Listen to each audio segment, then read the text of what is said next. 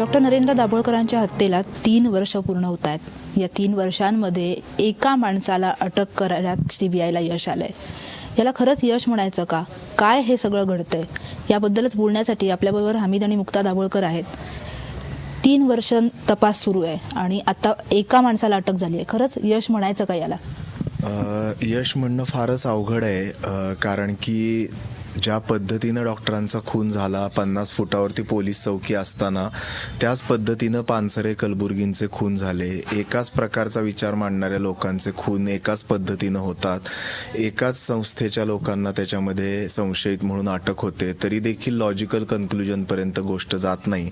न्यायालयाच्या देखरेखीखाली देखील इतक्या संथ गतीनं तपास चाललाय. न्यायालय परत परत फटकारतंय पोलीस यंत्रणांना, तरी तपास पुढे जात नाही. हे सगळं खूप उद्विग्न करणारं आहे. सरकार कुठलंही असलं तरी पण तपासामध्ये फारशी काही परिस्थितीत बदल झालेला दिसत नाही. आणि अशा पद्धतीनं जर विचारवंतांच्या हत्या समाजामध्ये होत असतील तर ते जाणीवपूर्वक दहशत पसरवण्याचं एक कृत्य असं आपल्याला म्हणायला पाहिजे. अर्थातच जसं अमितने उल्लेख केला, आता सुरुवातीपासून तुम्ही सनातनी शक्तींचा यामागे हात आहे, त्या दृष्टीने तपास व्हावा अशी मागणी करत होता, असा संशय व्यक्त करत होता. दिरंगाई केली त्या दृष्टीने तपास करण्यामध्ये? नक्कीच दिरंगाई केली, कारण सीबीआयने ज्या लोकांवर छापे घातले, ज्यांना अटक केली, किंवा नंतर महाराष्ट्र पोलिसांनी सुद्धा समीर गायकवाडला अटक केली, तर ही सगळी माणसं कोल्हापूर, सातारा, पुणे या भागामध्ये काम करत होती, तिथली राहणारी होती, तिथे वाढलेली होती. आणि अशा परिस्थितीमध्ये सुद्धा महाराष्ट्र पोलिसांना त्यांचा सुगावा लागला नाही, हे अविश्वसनीय वाटावं अशी गोष्ट आहे. आणि त्यामुळे ही जी दिरंगाई झालेली आहे त्याच्यात म्हणजे ती नुसती एका खुनाच्या तपासातली दिरंगाई आहे असं नसेल, तर ते बहुतेक पुढच्या 2 खुनांचं कारण पण बनू शकलेलं आहे असं दिसतंय. म्हणजे वेळीच जर का डॉक्टरांचा मारेकरी पकडले गेले असते तर कदाचित पुढचे 2 खून टळू शकले असते. त्यामुळे ही दिरंगाई अक्षम्य आहे असंच वाटतं. आणि सीबीआयकडे गेल्यानंतर सुद्धा जो तपासाला वेग आला, तर हायकोर्टामध्ये आपण आज आहोत आणि आपल्याला हायकोर्टासारख्या प्रचंड डिमांडिंग जी यंत्रणा आहे, जिथे तुमचा वेळ, पैसा या सगळ्याच दृष्टीने जो माणूस लढत असतो तो खूप टॅक्स होत असतो. तर या सगळ्या लढाईमध्ये उभे राहणारे वकील, संघटन, प्रसारमाध्यमं योग्य न्यायाचा विषय लावून धरण्यासाठी हे सगळं असल्यामुळे जे काही आणि या सगळ्या माध्यमातून आपण हायकोर्टापर्यंत काहीतरी आपला आवाज पोचवू शकलेलो आहोत. या पार्श्वभूमीवर हे सीबीआयचं यश जे काही थोडं एका माणसाला अटक करण्यापुरतं दिसतंय ते दिसतंय असं वाटतं. हे सगळं प्रेशर क्रिएट झालं म्हणूनच कुठेतरी आता एका कन्क्लुझिव्ह नाही म्हणता येणार, खरं तर एका कुठल्या तरी एंडपर्यंत तरी ते पोचलेत असं तुम्हाला वाटतंय. पण 3 वर्षांपूर्वी पोलीस चौकीसमोर एका माणसाचा खून होतो, अगदी काही पावलांवर तिथनं पोलीस चौकी आहे, आणि 3 वर्ष त्याचा काही मागमूस लागू शकत नाही. काय घडलं होतं तेव्हा? अनेक गोष्टी, अनेक पुरावे समोर येत होते तरी सुद्धा तपास होत नव्हता. पोलीस दलाला हे खरं तर लांछनास्पद वाटायला पाहिजे. आणि ज्या वेळेला अशा प्रकारचे तपासात दिरंगाई होते, समाज त्याच्याविषयी बोलतो, त्यावेळेला हा तपास आपण करण्यापेक्षा सीबीआयकडे गेलेला बरा अशी पोलीस दलाची मानसिकता दिसून येते. मुख्य सगळ्यात महत्त्वाचा भाग होता की हा काही वैयक्तिक मतभेदातनं झालेला किंवा कौटुंबिक मतभेदातनं झालेला खून नव्हता. हा सामाजिक कारणासाठी झालेला खून आहे, हे परत परत सांगितलं जात होतं. त्याची कारण मीमांसा सांगितली जात होती. त्या अनुषंगाने पोलिसांनी तपास केला नाही. जर वेळीच त्या अनुषंगाने तपास केला असता, ज्या माणसांनी डॉक्टरांच्या फोटोवरती लाल फुल्या मारल्या, ज्यांनी त्यांचा खून झाल्याचा आनंद व्यक्त केला, जे अजूनही देखील त्यांची बदनामी करतायत, अशा शक्तींची चौकशी करायला त्यांनी 1.5 वर्षाचा कालावधी घालवला. अशा परिस्थितीमध्ये काय होणार तपासामध्ये? आणि ज्या गोष्टींच्या विरोधात डॉक्टर दाभोळकर आयुष्यभर उभे राहिले, त्या प्लॅन्चेट सारख्या गोष्टी तपासामध्ये ज्यावेळेला पोलीस अधीक्षक करतात त्यांच्यावर कोणतीही कारवाई होत नाही. त्या पोलीस ठाण्यामध्ये असलेले पोलीस त्यांची जबाबदारी कुणी फिक्स करत नाही. अशा परिस्थितीमध्ये सब कुछ चलता है अशी पोलीस दलाची परिस्थिती जर निर्माण झाली असेल तर ते खूप गंभीर आहे. आणि त्याचा फटका मला वाटतं या तपासाला सातत्याने बसत आलेला आहे. आणि त्याचा मोठा सगळ्यात धोका हा पानसरे आणि कलबुर्गींच्या खुनामध्ये आपल्याला दिसून आला. अनेक लोकांची चौकशी केल्याचा दावा पोलीस करतात, म्हणजे हजारो लोकांची आम्ही चौकशी केली, ज्योतिषी असतील, ज्वेलर्स असतील, काय याच्या मागचा मोटिव्ह आहे? पण हे सगळं काय वेळकाढूपणाच होता? म्हणजे आज सुद्धा जेव्हा कोर्ट सांगतं सीबीआयला किंवा पोलिसांना चौकशी करायला, तेव्हा शेवटी कोर्टाला अशा भाषेत बोलायला लागतं की 10 दिवसांच्या आत अमुक अमुक माणसाची चौकशी करा, हा अल्टिमेटम आहे. म्हणजे याचाच अर्थ ज्यांची चौकशी करणं गरजेचं होतं त्या माणसांची चौकशी केली गेली नाही.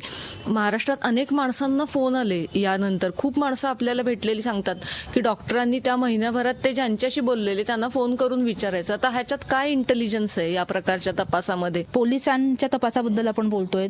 एक सगळ्यात प्रकार घडला ते म्हणजे पुन्हा एकदा म्हणजे पोलिसांनी अनेक वेळेला असं झालं की चौकशी करतोय, धाकेदोरी हाती येत आहेत.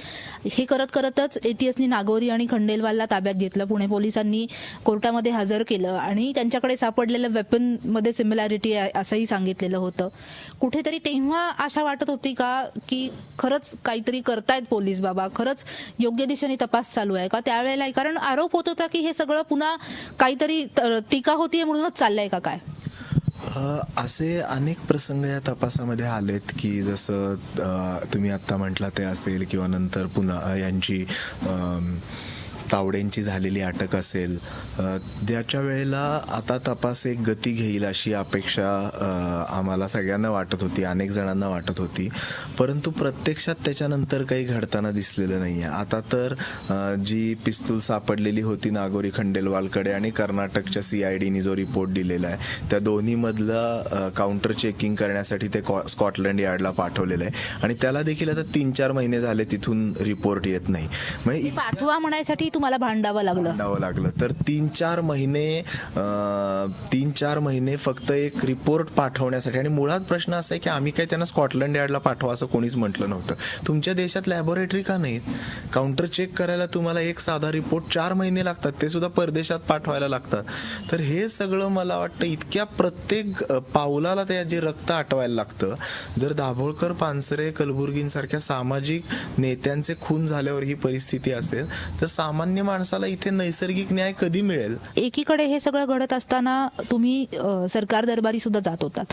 म्हणजे मुख्यमंत्री असतील, त्या काळातलं आघाडी सरकार असेल तिथं मुख्यमंत्री गृहमंत्र्यांना भेटणं, त्यांच्याकडे पाठपुरावा करणं आणि आत्ताचं भाजप सेनेचं सरकार याही मुख्यमंत्र्यांना तुम्ही नागपूरला जाऊन भेटण्याचा प्रयत्न केला. काय अनुभव होता हा सगळा? हे अगदी खेदानी नमूद करायला पाहिजे की डॉक्टरांचा खून हा काँग्रेस राष्ट्रवादीच्या कारकिर्दीमध्ये झाला, कॉम्रेड पानसरेंचा खून हा BJP शिवसेनेच्या कारकिर्दीमध्ये झाला, कलबुर्गी सरांचा खून हा परत काँग्रेसच्या राज्यामध्ये झाला. तर हे जे देशातले दोन्ही प्रमुख राजकीय पक्ष आहेत त्यांची या प्रश्नाकडे बघण्याची दृष्टी आणि हा प्रश्न हाताळण्याची पद्धत याच्यामध्ये काहीही फरक आम्हाला आढळला नाही. तुम्ही फार म्हणजे आत्ताच्या मुख्यमंत्र्यांकडे गृह खातं आहे आणि त्यांच्याकडनं तपास करताना म्हणजे आता तर उत्तर दिलं जायचं की CBI कडे तपास आहे, पण पंतप्रधानांची भेट घेण्यासाठी सुद्धा तुम्ही मुख्यमंत्र्यांना भेटला होता, देवेंद्र फडणवीसांकडे मागणी केली होती, आश्वासनही मला वाटतं त्यांनी दिलं होतं आणि प्रत्यक्षात तो अनुभव पण असाच होता. अनेक वेळेला आम्ही मुख्यमंत्र्यांना भेटलेलो आहे, अजूनही आम्हाला पंतप्रधानांची भेट मिळालेली नाही आहे. आणि ज्या पद्धतीनं मुख्यमंत्र्यांनी आम्हाला आश्वस्त केलं होतं की मी वैयक्तिकदृष्ट्या याच्यासाठी प्रयत्न करेन, खेदानी सांगायला लागतं की ते प्रत्यक्षामध्ये घडलेलं नाही आहे. ज्या स्वरूपाची कठोर भूमिका दलित अत्याचारांच्या विरोधामध्ये पंतप्रधानांनी घेतली, स्वयंघोषित गोरक्षकांच्या विरोधामध्ये घेतली, त्याच स्वरूपाची जाहीर भूमिका त्यांनी विचारवंतांच्या खुनाच्या बाबतीमध्ये देखील घ्यायला पाहिजे असं आमचं त्यांना आवाहन आहे. आणि ज्या समाजामध्ये असे विचारवंत मारले जातात त्या समाजाचा, त्या राज्याचा, त्या राष्ट्राचा जो प्रमुख आहे त्यानं ह्या सगळ्याकडे आपली लोकशाही धोक्यात येतेय याचा निर्देशांक म्हणून बघायला पाहिजे. त्याचं गांभीर्य कुठल्याही पक्षाच्या प्रमुखामध्ये गेल्या 3 वर्षामध्ये आम्हाला दिसून आलं. ही खेदानं नमूद करायची बाब आहे.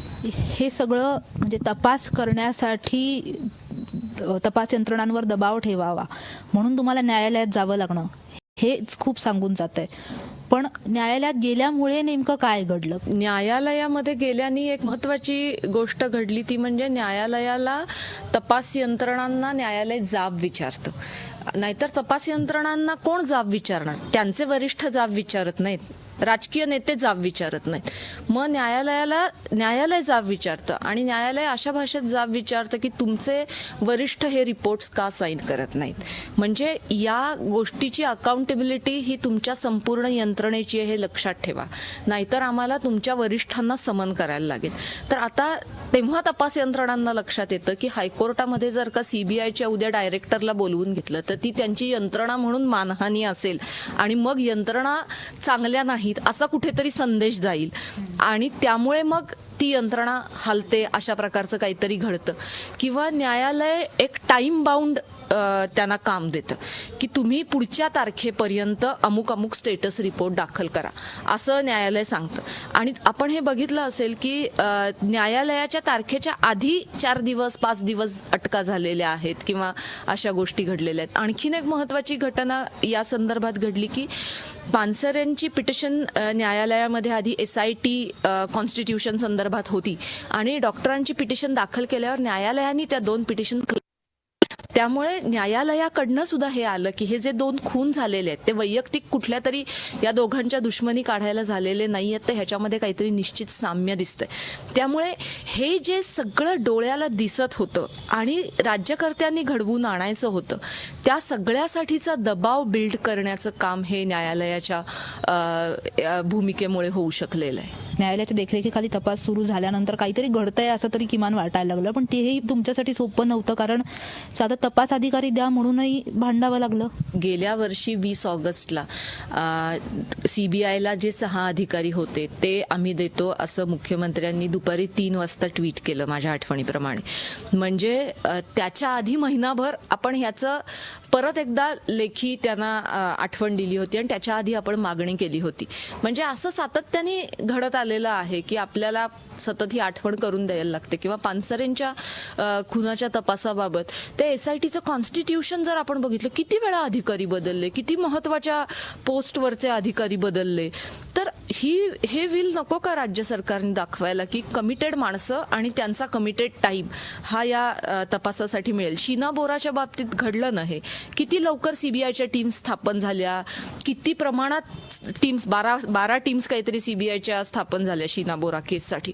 तर अशा पद्धतीने 6 अधिकारी शासनाने रिलीव्ह करावे म्हणून तुम्हाला काही महिने करावं लागतं त्यांना हे आवाहन, आणि इथे 12 टीम्स स्थापन होऊ शकतात. त्यामुळे फायनली राज्यकर्त्यांची इच्छा या संदर्भामध्ये किती आहे आणि त्यासाठी समाजातनं आपण खरं तर दबाव किती निर्माण करतोय हे मला वाटतं या प्रश्नाशी आपण येऊन थांबतो.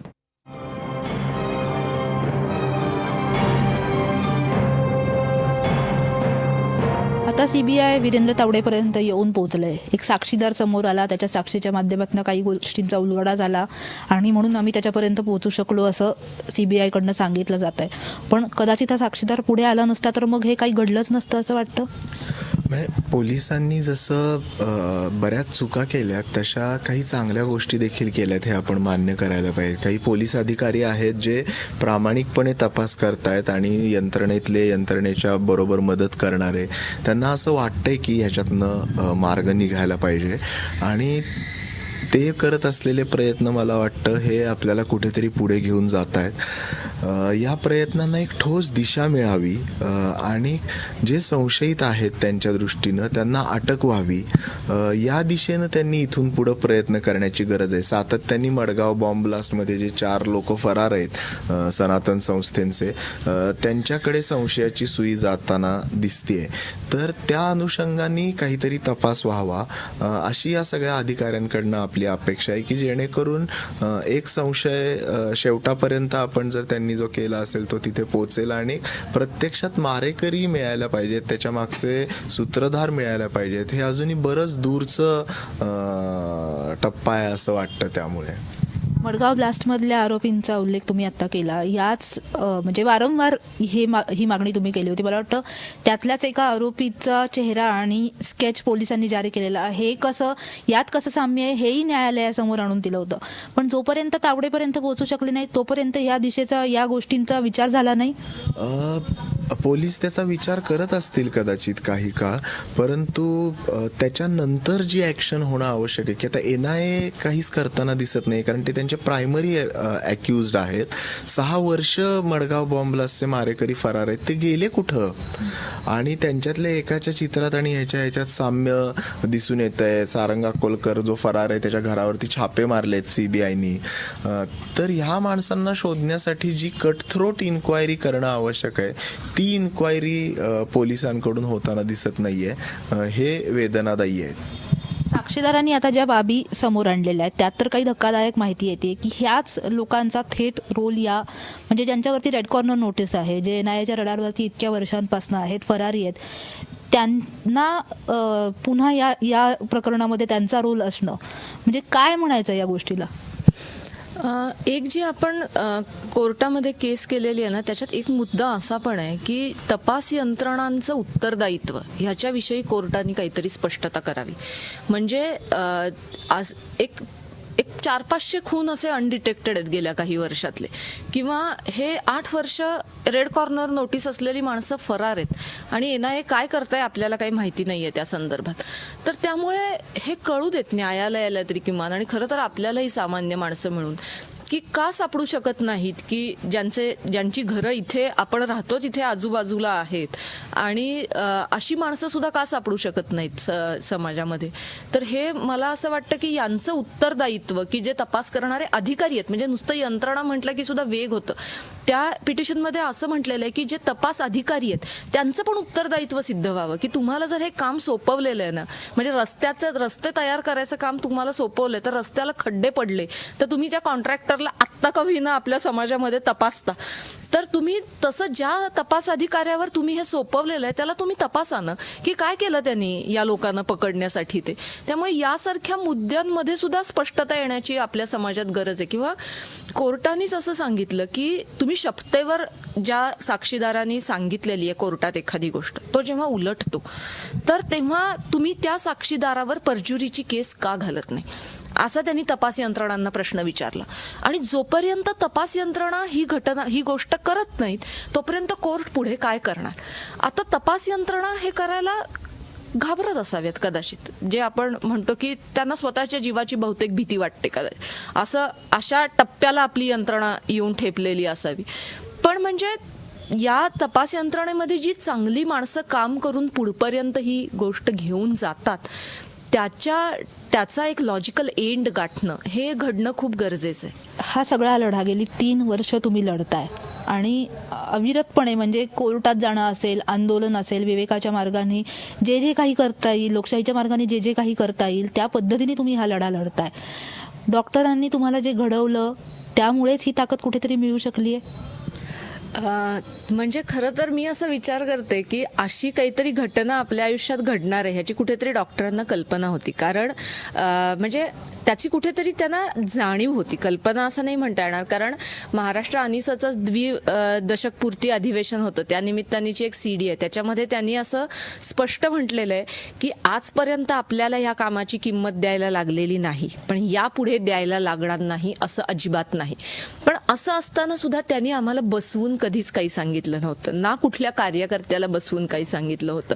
आणि मला असं वाटतं की याच्यातच त्यांच्या उत्तम नेते असण्याचं आणि माणसांना आपण विवेकी असण्याचं बीज दडलेलं आहे, की तुम्ही जिवंत असताना तुमच्या कृतीतून आणि कार्यातून समोरच्या माणसाला घडवत असता, त्यातून तुम्ही त्या माणसाला जेवढं घडवाल त्याच्या जोरावर तो माणूस त्याच्या आयुष्यात उभा राहील.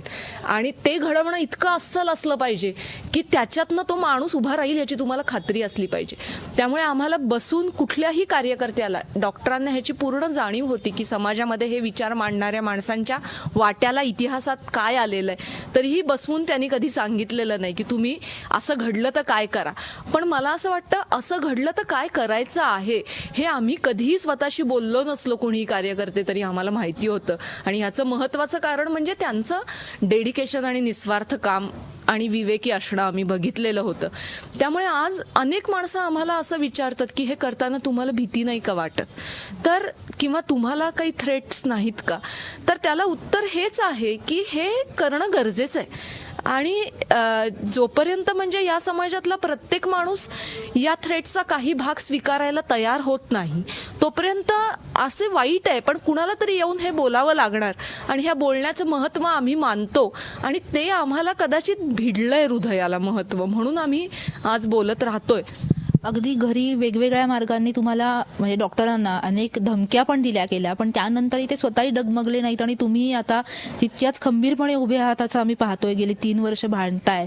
मला वाटतं कुटुंबियांना तुम्हाला कधी त्यांनी सांगितलं तरी होतं का या धमक्यांबाबत? प्रश्न आहे. धमक्यांबाबत बोलणं हा त्यांचा स्वभाव नव्हता. ते हसून ते फाडून टाकायचे. पूर्वी पत्र यायची, नंतर SMS, फोन यायला लागले.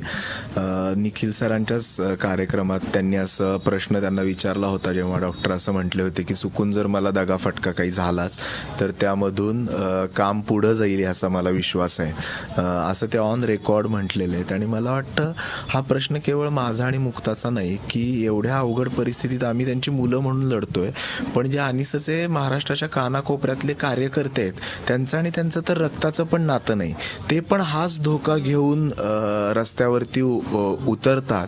तर हे जे विचारांचं नातं आहे त्या कार्यकर्त्यांशी त्यांनी जोडलेलं, हे मला वाटतं खूप महत्त्वाचं आहे. आणि विचाराच्या माध्यमातून चांगल्या विचारासाठी लोक लढायला उभी राहतात. त्यांचे कुटुंबीय कार्यकर्त्यांचे त्यांना सांगतात तुम्हाला जो धोका मला आणि मुक्ताला असू शकतो तोच त्या रस्त्यावरच्या कार्यकर्त्याला पण आहे. त्यांचे कुटुंबीय म्हणतात तुम्ही हे का करता, परंतु ते आमच्याबरोबर उभे राहतात कारण त्यांना पण ते कारण तितकंच भिडलेलं आहे. आणि जर ही माणसं उभी राहू शकतात तर बाकीची पण माणसं समाजातली उभी राहू शकतात. आणि हेच डॉक्टर, कारण भीती ही मनामध्ये असलेली बाब आहे. एकदा तुम्ही त्या मनामध्ये तिच्यावरती विजय मिळवलात की तुम्ही जितक्या गोळ्या तयार कराल त्याच्यापेक्षा जास्त माणसं विचार तो पसरवणारी समाजामध्ये आम्ही उभी करू, अशी धारणा जर मनामध्ये ठेवली तरच त्या मारेकऱ्यांचा मतपरिवर्तन होऊ शकेल. हा विश्वास डॉक्टरांनी आमच्या सगळ्यांच्या कार्यकर्त्यांच्या मनात रुजवलेला आहे आणि त्याचं पायीक होण्याचा आम्ही प्रयत्न करतो.